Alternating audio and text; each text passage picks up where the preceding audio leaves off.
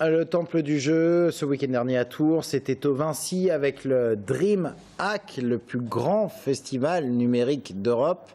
Les meilleurs joueurs internationaux de e-sport étaient présents pour remporter une récompense de 300 000 $ sur 7 tournois.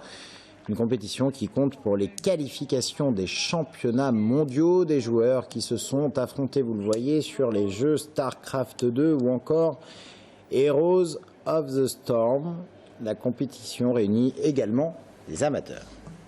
Jouer aux jeux vidéo et en fait on retransmet notre compétition sur une web télévision sur internet et les gens regardent et c'est super parce qu'il y a de l'interaction et ils vivent un petit peu la partie avec nous. C'est comme si sur une émission de télé vous aviez un chat ou quelque chose qui peut réagir en fonction de ce que vous faites, ce que vous dites. Donc il y a une interaction super avec les gens. Et on fait quelque chose qui est un petit peu rare, c'est-à-dire qu'on fait une équipe inside. C'est-à-dire qu'en fait on joue à l'intérieur du tournoi alors au lieu de commenter une compétition en tant qu'observateur. Et ça c'est un peu plus rare. Mais nous, on tient à le faire parce que c'est un format un petit peu différent de ce que font les autres, où ils commentent des compétitions avec des commentateurs, par exemple comme au foot, etc.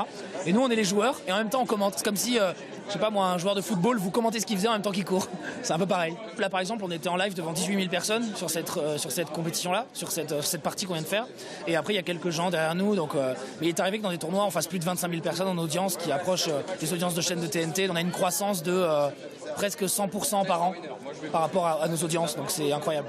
C'est un peu sportif, on a, alors pas vraiment à notre niveau, mais pour les joueurs pros, eux ils ont de la préparation mentale, de la préparation physique, il y a aussi de l'agilité, de la dextérité, de la concentration, c'est aussi un sport mental, c'est beaucoup plus un sport mental que physique évidemment, mais c'est très fatigant mentalement et ça use beaucoup. Parfois on joue 10 heures par jour dans un tournoi,